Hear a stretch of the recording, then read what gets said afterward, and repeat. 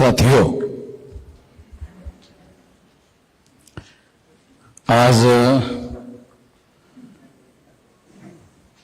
Maratha OBC बौद्ध जागृति परिषद का आयोजन किया गया है। इस संबंध में पहले के वक्ताओं के द्वारा बहुत सारी बातें आप लोगों के सामने आई हुई है। मैं इसे रिपीट करने की जरूरत नहीं महसूस करता हूं। कुछ अन्य बातें जो आज के हालात के मुताबिक जरूरी है, वो बातें मैं आप लोगों के सामने रखना चाहता हूं। साथियों, ये जो परिषद है मराठा ओबीसी और बौद्ध जागृति परिषद है, तो मराठा शब्द जो है वो बहुत प्राचीन शब्द नहीं है, अर्वाचीन शब्द है।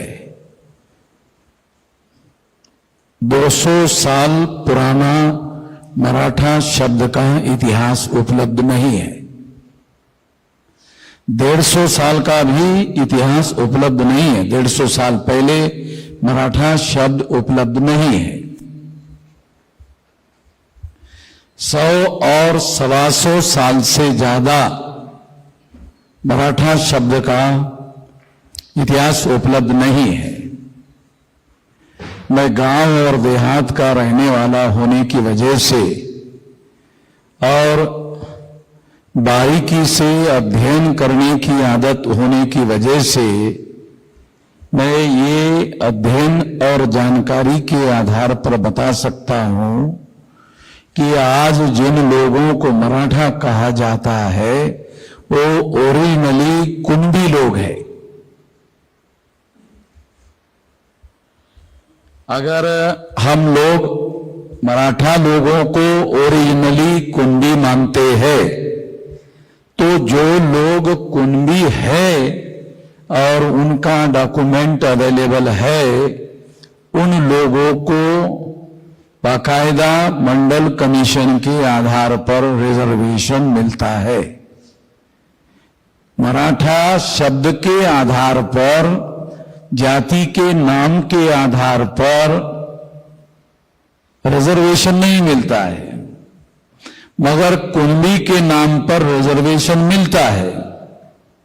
और जो मराठा शब्द है, जैसे मैंने कहा कि उसका 200 साल पुराना कोई इतिहास उपलब्ध नहीं है। 200 साल तो ज्यादा हो गया, 150 साल पुराना भी इतिहास उपलब्ध नहीं है। इसका इतिहास 100 सवा 100 साल से ज्यादा पुराना शब्द नहीं है। और मराठा शब्द भी ज्यादातर जो मुस्लिम लोग हैं, मुस्लिम भाषी लोग हैं, उनके माध्यम से उच्चारित किया हुआ है। ये साहित्यिक शब्द से ज्यादा उच्चारित शब्द है, और वो भी मुसलमानों के द्वारा मराठी बोलने वाले लोग मराठा, ऐसा शब्द आया हुआ है। इसका शोध करने की अगर हम लोग कोशिश करते हैं तो ये पता चलेगा कि मराठी भाषा के आधार पर ये शब्द विकसित हुआ है। बाद में ये शब्द महाराष्ट्र के जो मूल गांव के रहने वाले और गांव के प्रभारी और प्रभावी जाति थी, क्योंकि गांव में जो खेती करने वाली, किसानी करने वाली जाति थी कुंभी, उससे ये शब्द रिलेटेड हो गया। एक कुंभी शब्द से ये शब्द रिलेटेड हो गया, उससे फिक्स हो गया, और इसकी वजह से सभी लोगों के लिए जो शब्द था मराठी बोलने वाले, तो वो पर्टिकुलर कुंभी लोगों के साथ जुड़ गया। इतिहास काल में अगर देखा जाए तो हम लोग इस तरह से इस बात को समझने की कोशिश कर सकते हैं। तो मूल रूप से जो मराठा लोग हैं वो कुंभी है। जो समाजशास्त्र का थोड़ा बहुत जानकारी रखते हैं उन लोगों को अपग्रेडेशन की थ्योरी मालूम होगी। ये जो जातियों का अपग्रेडेशन है, यह जातियों का नामांतर किया गया और नामांतर करके जातियों के नाम बदले गए और उस बदले हुए नाम के आधार पर कुछ जातियों ने अपने को ऊंचा साबित करने के लिए भी नाम बदलने का काम किया।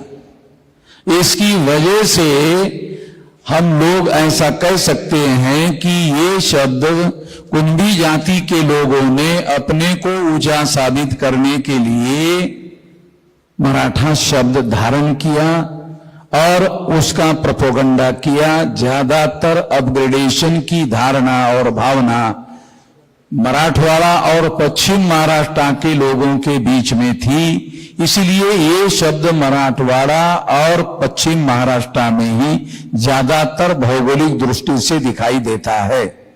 विदर्भा में मराठा शब्द प्रचलित नहीं है।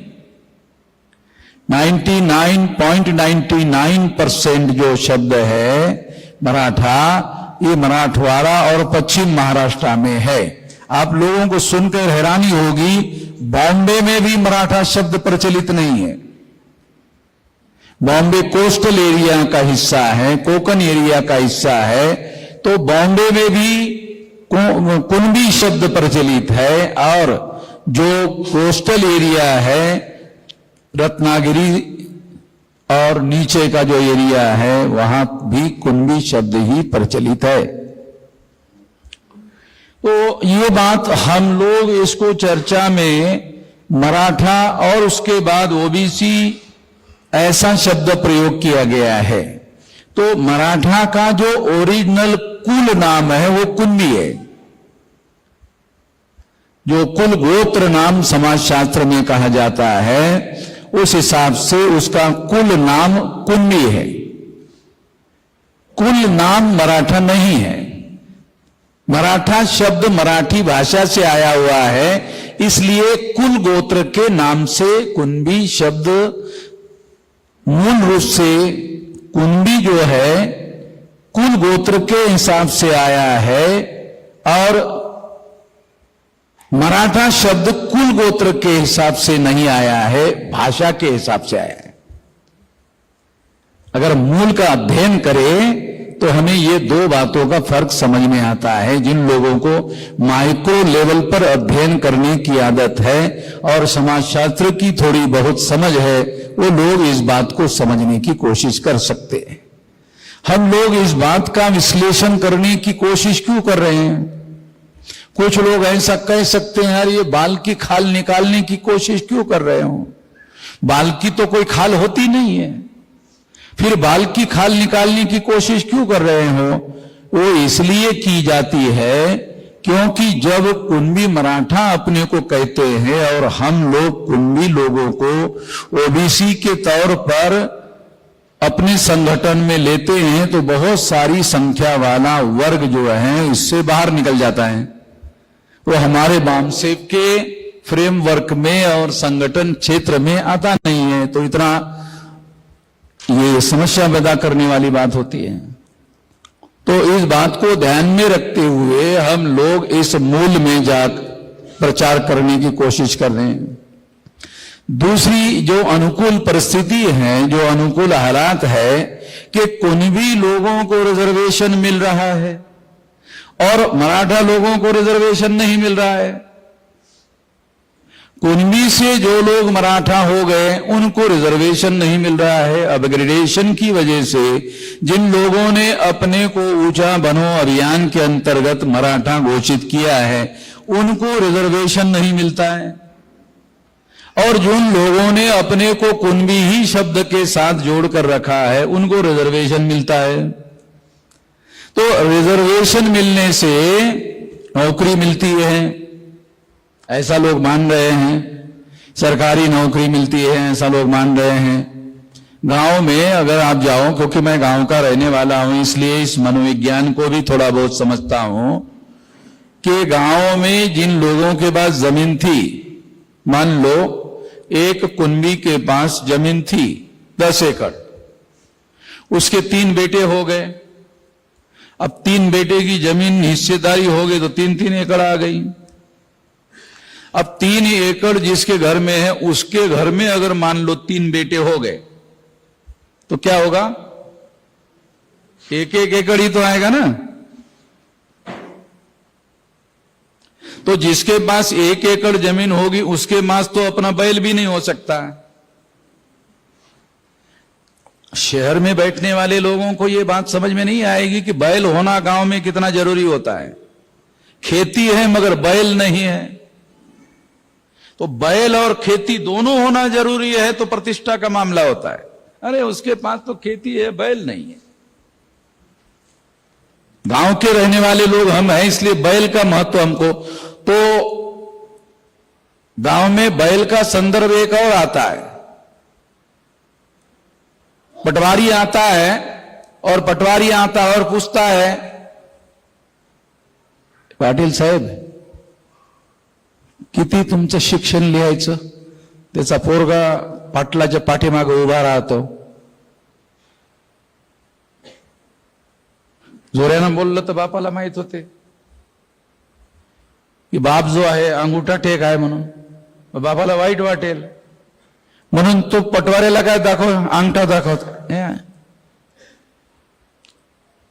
मग पटवारी पाटील साहेबांना म्हणतो, पाटील साहेब द्या सही, तर पाटील साहेब काय म्हणते, लावा शाही। हे पुस्तकामध्ये तुम्हाला वाचायला नाही मिळत, हे गाव जीवनामध्ये प्रत्यक्ष अनुभवामध्ये ह्या गोष्टी दिसतात। तेव्हा गावामध्ये जे आहे हे शिक्षणाचं महत्व, गावामध्ये शिक्षणाचं महत्व खास करून कुणबी मराठा ओबीसी लोकांमध्ये कसं वाढलं तर गावकुसाच्या बाहेर असणारे जे अस्पृश्य वस्तीमध्ये राहणारे लोक आहेत, मारमांग चर्मकार, त्या संविधानामुळे रिझर्वेशनमुळे, शिक्षणामधील रिझर्वेशनमुळे, शिक्षणांमधील स्कॉलरशिपमुळे त्यांची मुलं शिकतात, महाविद्यालयामध्ये शिकायला जातात, ते ग्रॅज्युएट होतात, पोस्ट ग्रॅज्युएट होतात, अधिकारी पदाधिकारी होतात, नायब तहसीलदार होतात, तहसीलदार होतात, आणि मग कुणबी मराठ्यांना त्या कांबड्याकडे, कांबडे समजते का? कांबडे म्हणजे महार आणि महार म्हणजे कांबडे, त्याला महार म्हणायची जरूरतच नाहीये, कांबडे म्हणजे झालं, ठरलं। मग ह्या कुणब्याला त्या कांबड्याकडे जावं लागते आणि जावंच लागत नाही साहेब, कांबड्याला काय म्हणावं लागतंय, साहेब शायला ह्या कांबड्याला आम्ही गावामध्ये ढोंगणात लाथा घालत होतो, याला साहेब बनावं लागते। म्हणजे तुम्हाला माहित नाही, मी गावातला रहिवासी असल्यामुळे गावामधील जी परिस्थिती सायकोलॉजी आहे त्या अध्ययनाच्या आधारावर सांगून राहिलं। तेव्हा हा जो काही गाव कुसाच्या बाहेर असणाऱ्या लोकांच्या जीवनामध्ये बदल झाला, त्यांच्या घरामध्ये शिक्षण आलं, शिक्षणामधून नोकरी आली, नोकऱ्यामधून अधिकारी पदाधिकारी पैसा आला, त्यामुळे त्या गावातल्या लोकांमध्ये ही गोष्ट पसरली। और हे कसं होऊन राहिलंय, हा बदल जो झालेला आहे हा कसा होतो, तो घटनेमुळे, कायद्यामुळे, स्कॉलरशिपमुळे, रिझर्वेशनमुळे होतो। रिझर्वेशनमुळे असं होऊन राहिलं म्हणून ओबीसीच्या लोकांमध्ये, कुणब्या मराठ्यांमध्ये, मग त्या संबंधामध्ये आपल्याला सुद्धा ते रिझर्वेशन मिळालं पाहिजे, म्हणजे आपली सुद्धा मुलं शिकून सवरून पुढे जातील। कारण आता या 10 एकर जमिनीचे 3 तुकडे झाले, 3-3 एकर, मग त्या 3 एकरामध्ये 3 मुलं झाले तर 1-1 एकर, आता त्याच्यामध्ये काही उदरनिर्वाह होत नाही। तर गावाचे लोक मुंबईमध्ये, हेच असेच लोक मुंबईमध्ये जातात आणि मुंबईमध्ये जाऊन झोपडपट्टीमध्ये राहतात, कारण गावामध्ये काही नाहीये। शहरामध्ये, मुंबईमध्ये जे काही आहे ते झोपडपट्टीमध्ये राहून जे जीवन जगायला मिळते ते सुद्धा गावामध्ये नाहीये। तेव्हा ही जी काही बदलती परिस्थिती आहे समाज जीवनामध्ये, या समाज जीवनातील बदलत्या परिस्थितीमुळे कुणबी, मराठा, ओबीसी या लोकांमध्ये हे पसरत चाललेलं आहे की आपल्याला सुद्धा हे रिझर्वेशन मिळालं पाहिजे. यामधून आंदोलन झालं आणि ओबीसीच्या लोकांना सुद्धा ते रिझर्वेशन लागू झालेलं आहे. परंतु ते कुणब्यांना लागू झालं. ओबीसी कुणबी हे ओबीसीमध्ये येतात, त्या कुणब्यांना लागू झालं. परंतु अपग्रेडेशनच्या भावनेमुळे ज्यांनी स्वतःला खोटा मोठेपणा मिरवण्यासाठी स्वतःला मराठा म्हणून घेतलं त्यांना मिळत नाही. मराठा हा शब्द प्रचारामध्ये आलेला शब्द आहे. मराठ्यांच्या 2-3 आणखी 10, 20, 25, 50 वर्षापूर्वीचं डॉक्युमेंट बघितलं ते कुणब्याचंच मिळते. ओरिजिनल जे आहे तो जो मराठा म्हणून प्रचारामध्ये, अपग्रेडेशन मध्ये स्वतःला मोठं बनवण्यासाठी प्रचारामध्ये त्यांनी स्वतःला मराठा म्हणून घेतलाय. परंतु कागदोपत्री जो आहे तो मूळतः कुणबी की. तुम्ही गावामध्ये जाऊन जर बघितलं तर शेती करणाऱ्या लोकांना कुणबी की करणे असं म्हणतात. हा ग्रामीण भागातील शब्द आहे. तो साहित्यामध्ये नसेल, लिखाणकामामध्ये नसेल, पण व्यवहारामध्ये शेती करणाऱ्या लोकांना कुणबी की करणार असं म्हटलं जाते. मी गावातला रहिवासी असल्यामुळे मला त्या गोष्टीची माहिती आहे. या बारीक गोष्टी आहेत. समाजशास्त्रीय दृष्टिकोनातून त्याचा अध्ययन आणि अभ्यास केल्यानंतर ती गोष्ट मांडणीमध्ये यायला पाहिजे म्हणून मी तुम्हाला सांगून राहिलो. म्हणून मराठा हा मूलतः जर त्याच्या मुळात गेलं तर हा मूलतः कुणबीच आहे. आणि कुणबी हे आजच्या तारखेला ओबीसीच आहेत. परंतु प्रचारामध्ये मराठा शब्द वापरल्यामुळे त्यांना रिझर्वेशनचा बेनिफिट होत नाही. आणि मग आता आपण मराठा म्हणून घ्यायचं की कुणबी म्हणून घ्यायचं अशी एक दुविधा सुद्धा निर्माण झालेली आहे की आपण कुणबी म्हणवलं तर मग आपला ग्रेड खाली येतो. म्हणजे नोकरी मिळेल परंतु ग्रेड खाली येतो. म्हणजे ही सुद्धा एक मोठी मनोवैज्ञानिक समस्या आहे, मानसिक समस्या आहे. आणि ती मानसिक समस्या कुठून आली तर ती जाती व्यवस्थेच्या उतरंडीमधून आलेली आहे. उतरंड म्हणजे काय? उतरंड ही अशी असते, उच्च त्यानंतर उच्च त्यानंतर उच्च त्यानंतर उच्च, म्हणजे ही अशी उतरंड आहे. ही जाती व्यवस्था ही अशी हॉरिझॉन्टल नाही तर ही अशी व्हर्टिकल आहे. ही जी जाती व्यवस्था आहे ही जाती व्यवस्था अशी व्हर्टिकल सिस्टम सारखी उभी व्यवस्था आहे. म्हणजे कोणीतरी उंच आहे आणि कोणीतरी नीच आहे, अशा ह्या उतरंडीवर ही व्यवस्था उभी आहे. आणि म्हणून मग प्रत्येक व्यक्तीला काय वाटते की आपण दुसऱ्या जातीपेक्षा वरती आहोत हे शो करण्याचं प्रयत्न जातीच्या ह्या उतरंडीमध्ये केलं जाते. आणि त्याचा मानसिक फायदा उचलला जातो, त्याचा आर्थिक कुठलाच फायदा होत नाही. त्याचा आर्थिक फायदा होत नाही, त्याचा कायदेशीर फायदा होत नाही, नुकसान होते. घटनात्मक फायदा होत नाही, नुकसान होते. या गोष्टीची जाणीव मोठ्या प्रमाणामध्ये महार मातंग चर्मकार जातीची मुलं शिकून मोठ्या नोकऱ्या मिळवत आहेत, हुद्द्याच्या जागावर जात आहेत, शिक्षण घेत आहेत. त्यामधून देखादेखी असा बदल समाजामध्ये होत आहे. तो व्हायला पाहिजे. ओबीसीमध्ये सुद्धा शिक्षणाचं प्रमाण वाढलं पाहिजे. मराठ्यांमध्ये सुद्धा शिक्षणाचं प्रमाण वाढलं पाहिजे.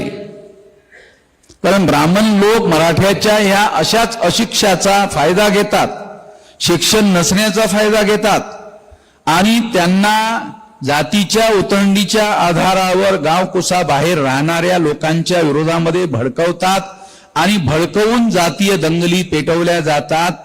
त्या दंगली मराठा आणि ह्याच लोकांमध्ये होते.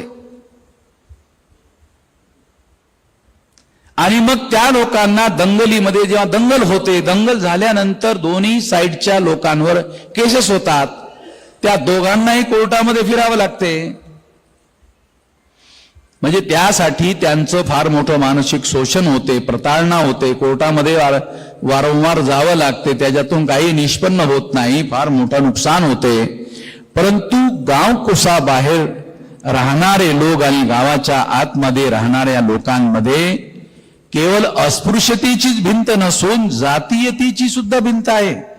बहुसंख्य जे बौद्ध म्हणवणारे जे लोक आहेत, आंबेडकरी म्हणवणारे लोक आहेत, त्यांना अस्पृश्यता आणि जाती ह्या दोन गोष्टीमध्ये फरक आहे. हा फरक जाणून घेण्याचा प्रयत्न केला पाहिजे.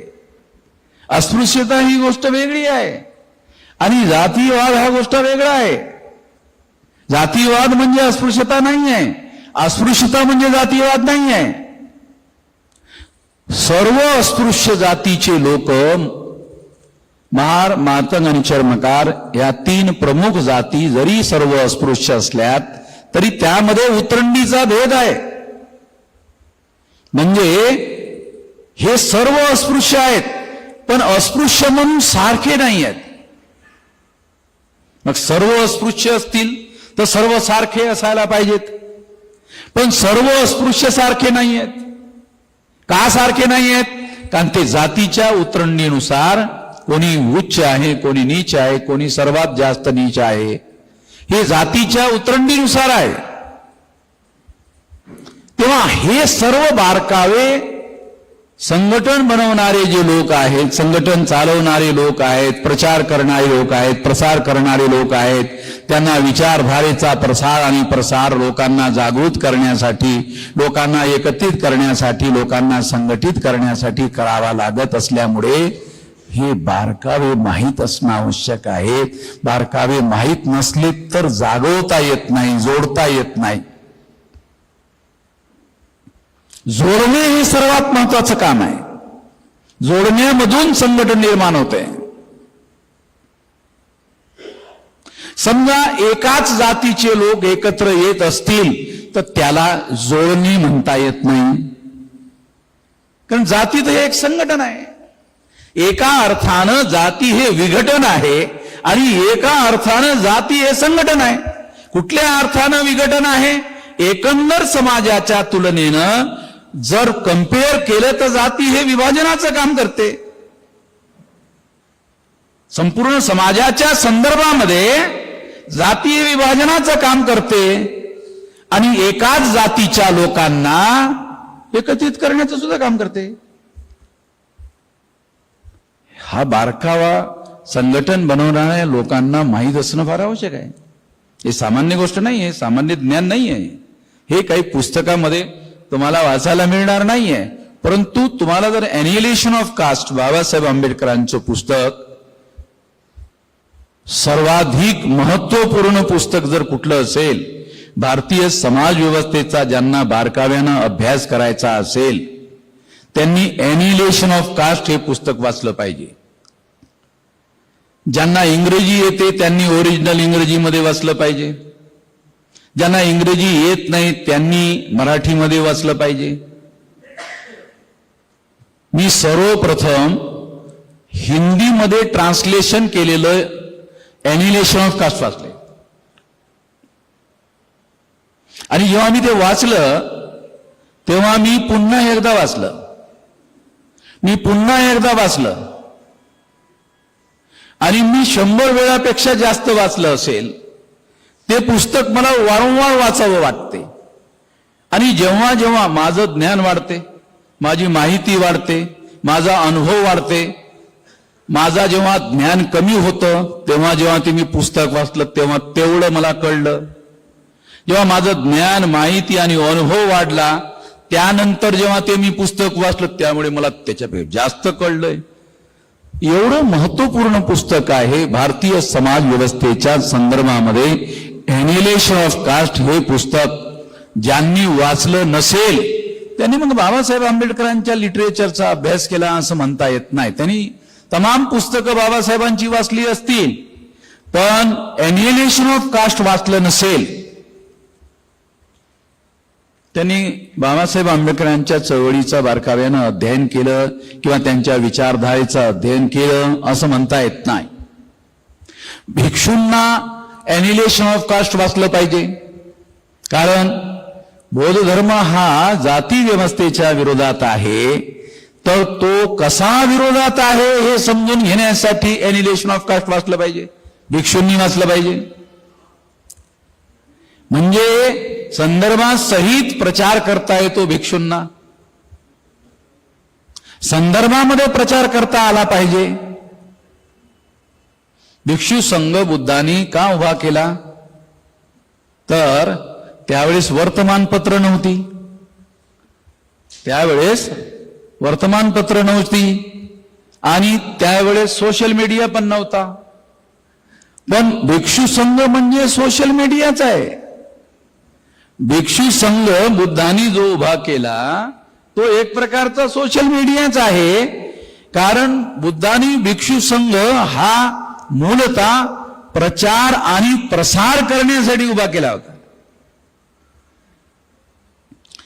भिक्षू लोकांना हे माहित आहे का की बुद्धाने भिक्षू संघाचा निर्मिती ही बुद्धाची जी मूळ विचारधारा आहे त्याचा प्रचार आणि प्रसार.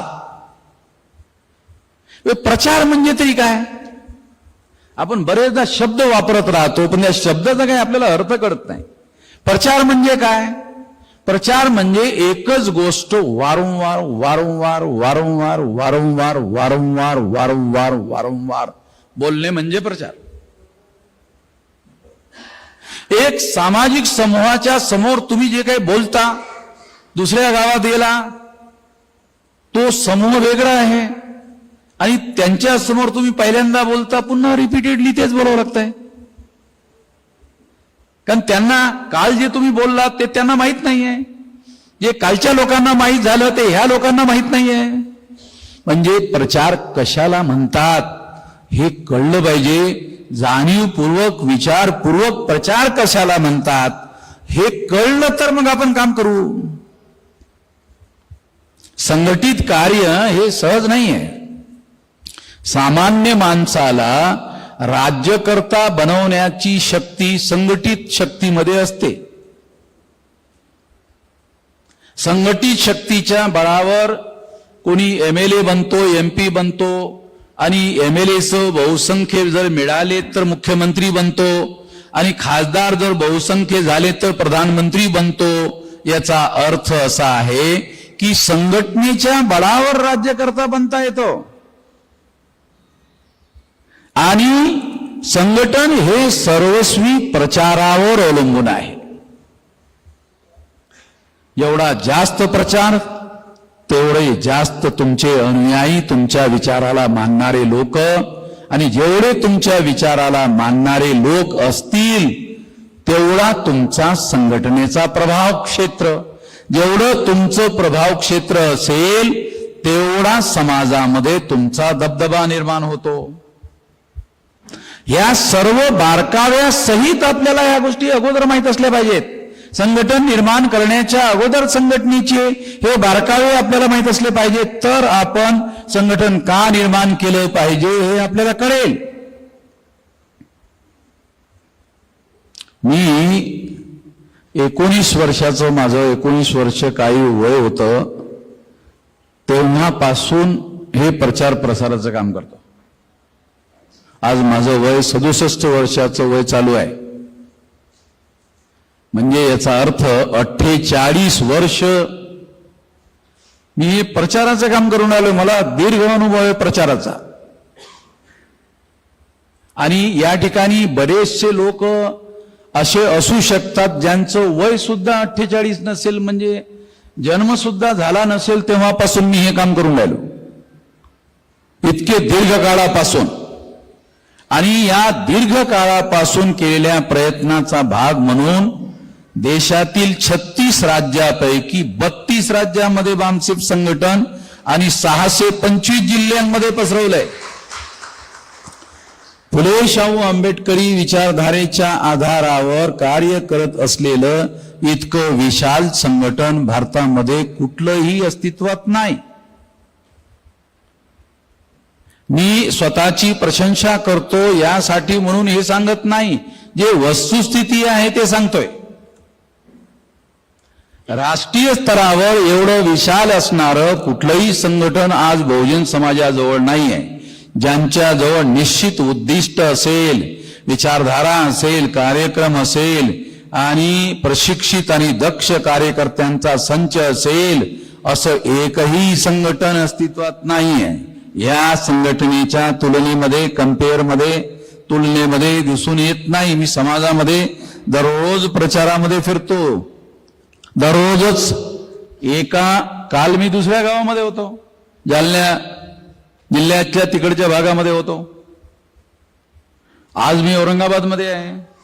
आणि हे औरंगाबादमध्ये कार्यक्रम संपला की लगे पुण्याहून मग दुसरीकडं, हे दररोजचा कार्यक्रम आहे. तेव्हा चरत भिक्कवे चारिकं, म्हणजे जसं भिक्षूंनी करायचं असते, चरत भिक्कवे चारिकं, चारिका करून भिक्षाटन करून प्रचार प्रसार करा असा जो बुद्धाचा संदेश आहे तो केला पाहिजे. मग तो भिक्षूंनीच केला पाहिजे जरुरी नाही, भिक्षूंनी तो कंपल्सरी केला पाहिजे असं बुद्धाचं म्हणणं आहे. परंतु हा सिद्धांत आपल्या विचारधारेचा प्रचार आणि प्रसार करण्यासाठी तो कुठल्याही संघटनेच्या लोकांनी उचलला तर चालेल, चांगलं काम आहे. चांगल्या विचारधारेचा समता, स्वतंत्रता, बंधुता आणि न्यायावर आधारित समाज आणि राष्ट्र निर्माण करणे हे बुद्धाचा चतुसूत्रीचं उद्दिष्ट आहे. आपल्याला हे कळलं पाहिजे, हे कळवून आपण केलं पाहिजे, हे जाणीवपूर्वक केलं पाहिजे. समता, स्वतंत्रता, बंधुता आणि न्यायावर आधारित समाज आणि राष्ट्र निर्माण करणे, हे जितके जास्त संख्येनं लोक हा विचार स्वीकार करतील तेवढं हे राष्ट्र मजबूत होईल. ब्राह्मणांनी 6000 पेक्षा जास्त जातींमध्ये SC, ST, OBCच्या लोकांना विभाजित केलेलं आहे. ब्राह्मणांनी 6000 पेक्षा जास्त जातींमध्ये विभाजित केलेलं आहे. आणि आज ते लोक हिंदूंच्या नावावर संघटन बनवत आहेत, परंतु जाती समाप्त केल्या पाहिजेत असं एकही ब्राह्मण बोलत नाही. संघटन निर्माण केलं पाहिजे, पण जाती नष्ट केल्या पाहिजे, तर नष्ट करून एक संघ समाज निर्माण केला पाहिजे असं काही ब्राह्मण बोलत नाहीत. काही लोक असं म्हणतील की RSSचे लोक असं म्हणत नाहीत, असं तुम्ही म्हणण्याच्या ऐवजी ब्राह्मण असं म्हणत नाहीत असं का म्हणता? RSS पेक्षा ब्राह्मण मोठा आहे, हे मला कळते, तुम्हाला कळत नसल्यामुळे मी ब्राह्मण म्हणतो. RSSनी ब्राह्मण निर्माण केले नसून ब्राह्मणांनी RSS निर्माण केले. की ब्राह्मण बाप आहे RSSचा. अरे बाप मोठाच असतो ना, पोरगा कसं काय मोठा असतो? बापच मोठा असतो. म्हणून ब्राह्मण हा मूळ आहे. म्हणून त्या संदर्भामध्ये तुम्हाला उदाहरण घेऊन ही बाब समजावून सांगण्याचा प्रयत्न करत आहे, त्या संदर्भामध्ये मी बोलतोय. तेव्हा आपल्याला ब्राह्मण हा हिंदूंनी एकत्रित आलं पाहिजे असं बोलतो, परंतु हिंदूंचं विभाजन करणारी जाती व्यवस्था संपुष्टात आणली पाहिजे एकदाही बोलत नाही. मग हिंदूंचं संघटन कसं निर्माण करायचं? मग त्यासाठी ब्राह्मणांनी काय मार्ग निवडला? हिंदूंचं संघटन कसं निर्माण करायचं? जाती तशाच राहिल्या पाहिजेत आणि तरी हिंदूंचं संघटन निर्माण झालं पाहिजे, तर हा समाज एक संघ होणार नाही. आणि एक संघ न होता तो ब्राह्मणाच्या निगराणी नियंत्रणामध्ये एकत्र झाला पाहिजे. त्याचा त्यांनी काय मार्ग शोधून काढला? तर आम्ही सर्व बहुजन समाजाचे लोक म्हणतो ब्राह्मण आमचा शत्रू आहे. ब्राह्मण म्हणतो बहुजनांना मुसलमान आमचा शत्रू आहे. आम्ही बहुजनांना म्हणतो अरे या ब्राह्मणांनी 6000 तुकडे केले म्हणून ब्राह्मण आमचा शत्रू आहे. तो ब्राह्मण काय म्हणतो बहुजनांना, 6000 जातीच्या लोकांना काय सांगतो? नाही नाही नाही नाही, ब्राह्मण तुमचा शत्रू नाही आहे, मुसलमान तुमचा शत्रू आहे. त्यासाठी हिंदू मुसलमान ही थेअरी तयार करण्यात आलेली आहे.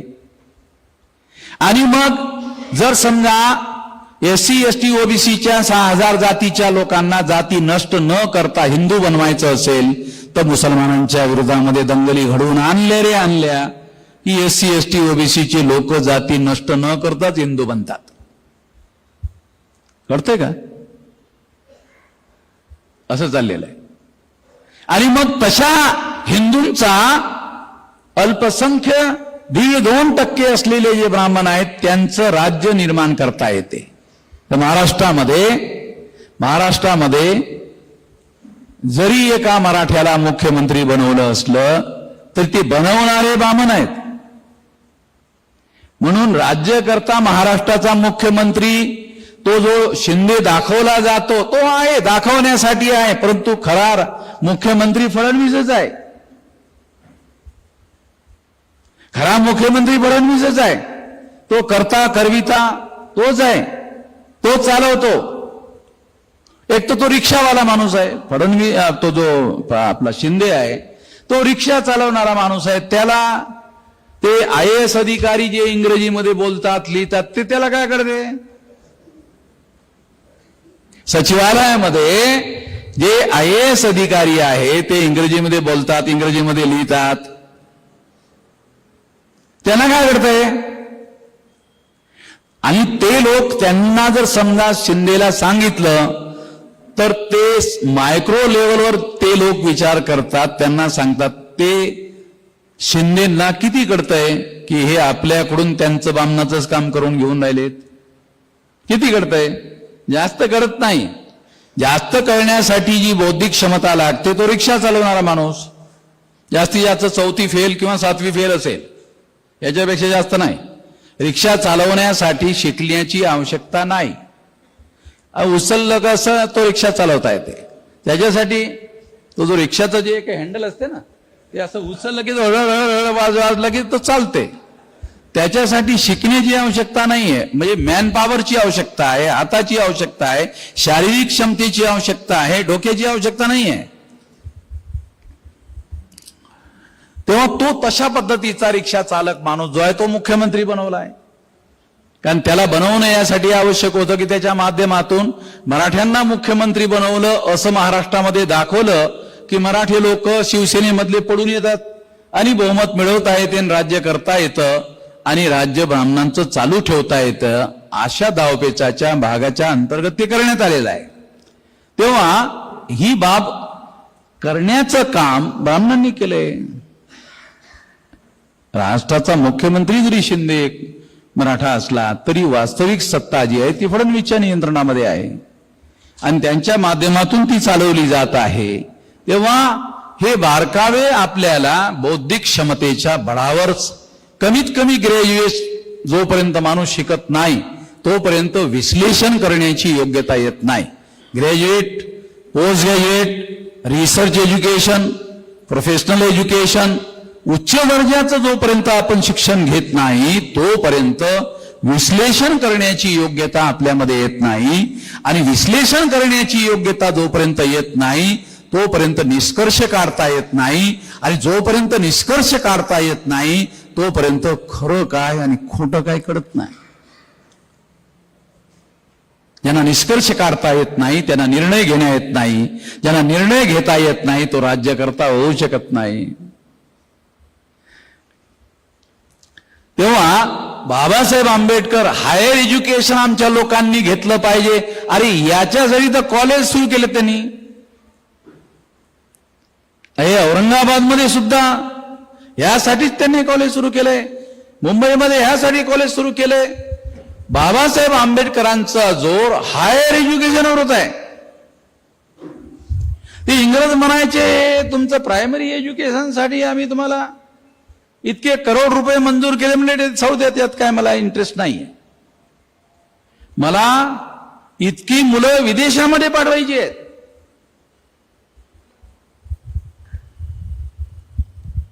तेव्हा बाबासाहेब आंबेडकरांनी आपल्या त्या काळातल्या काही मुलांना निवडून विदेशामध्ये पाठवलं होतं.